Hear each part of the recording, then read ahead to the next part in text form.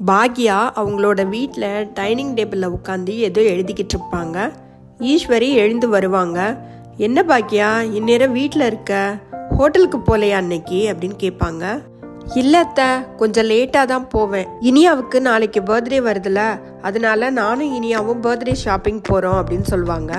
பரவாயில்லையே, வேலை நேரத்தில் உனக்கு இனியாவோட பிறந்த நாள்லாம் ஞாபகம் இருக்காதுன்னு நினச்சேன். இனியா எப்போ வர்றா பாக்யா அப்படின்னு கேட்பாங்க. இன்னும் கொஞ்ச நேரத்தில் இனியா வந்துடுவாத்த. இனியா வந்ததும் நானும் இனியாவும் கிளம்பி போகிறோம் அப்படின்னு சொல்லுவாங்க. செழியன் ஹாலில் உட்காந்து ஏதோ ஒர்க் பண்ணிக்கிட்டு இருப்பாரு. ஈஸ்வரி அங்கே வந்ததும், என்ன பாட்டி நேற்றுக்கு டல்லாக இருந்தீங்களே, இன்னைக்கு ஓகேவா இருக்கீங்களா அப்படின்னு கேட்பாரு. ஈஸ்வரி அதுக்கு நான் எப்பவுமே ஓகேவா தான் இருக்கேன் அப்படின்னு சொல்லிட்டு பேசாமல் உட்காருவாங்க. செழியன் என்ன சொல்வாருன்னா, அப்பா ஃபோன் பண்ணி உங்களை பற்றி என்கொயரி பண்ணிக்கிட்டே இருந்தாங்க. பாட்டி தூங்கிட்டாங்களா, எழுந்துட்டாங்களா, மாத்திரையெல்லாம் கரெக்டாக சாப்பிட்டாங்களா, என்ன பண்ணுறாங்கன்னு கேட்டுக்கிட்டே இருந்தார் பாட்டி அப்படின்னு சொல்வாரு. செழியன் சொல்லி முடிக்கிறதுக்குள்ள கோபி அங்கே வந்துருவாரு. பாருங்க பாட்டி, இதோ சொல்லி முடிக்கிறதுக்குள்ள வந்தாச்சு உங்க ஃபேவரைட் சன் அப்படின்னு சொல்வாரு. கோபி வந்ததும் ஈஸ்வரி எழுந்து போவாங்க. கோபி, அம்மா அம்மா அம்மா என்னைய மன்னிச்சிருங்கம்மா, மன்னிச்சிருங்கம்மா, நான் பேசினது தப்பு தான், அதுக்காக இப்படிலாம் பேசாம இருக்காதீங்க. நைட்ல வந்து கதவை தட்டினேன்ல, நீங்க திறக்கவே இல்லைல்ல அப்படின்னு சொல்லுவாரு. அவங்க கேட்கவே மாட்டாங்க. நேத்து நைட்டு எனக்கு நெஞ்சு வலி வர்ற மாதிரி இருந்ததுன்னு சொல்லி முடிக்கிறதுக்குள்ளேயே ஈஸ்வரி பதற ஆரம்பிச்சிருவாங்க. என்னாச்சுடா, என்னாச்சு கோபி, எனக்கு ஃபோன் பண்ணிருக்க வேண்டியதானே, ஐயோ நான் பண்ணதெல்லாம் தப்பு தான், இனிமேலாம் பேசாம இருக்க மாட்டேன், இப்ப எப்படிடா இருக்கு, ஹாஸ்பிட்டல் போலாமா என்ன ஏதுன்னு கேட்பாங்க.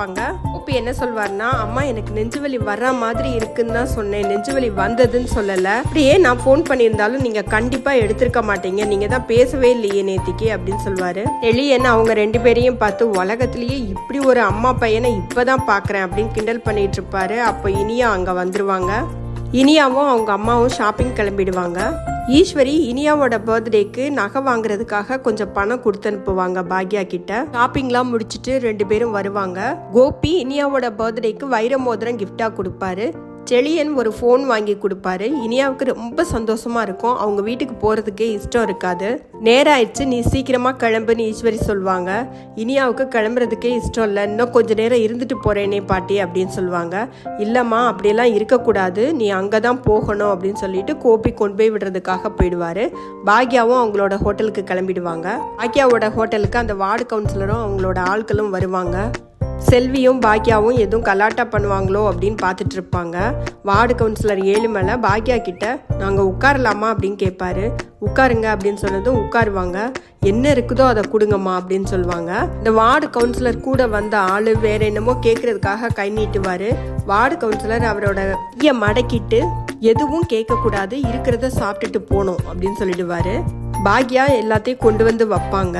அதுக்கு அந்த கவுன்சிலர், நாங்களே எல்லாத்தையும் பரிமாறிக்கிறோம், நீங்க போங்க மேடம், நீங்க போய் வேலையை பாருங்க அப்படின்னு சொல்லிடுவாரு. செல்வி பாக்யா கிட்ட மெதுவா, ஐயோ இன்னைக்கு மழை ஊத்துன்னு ஊத்த போதுக்கா, நான் கொடை வேற எடுத்துட்டு வரலையே, என்னாச்சு, வார்டு கவுன்சிலர் திருந்திட்டாரா அப்படின்னு சொல்லுவாங்க. அதுக்குள்ள அடுத்த டேபிள்ல உட்கார்ந்துருந்த ஒருத்தர், எனக்கு காஃபி கேட்டு ரொம்ப நேரம் ஆயிடுச்சு, என்ன லேட்டா கொடுக்குறீங்க, என்ன ஹோட்டலு அப்படின்னு சொல்லி கத்துவாரு.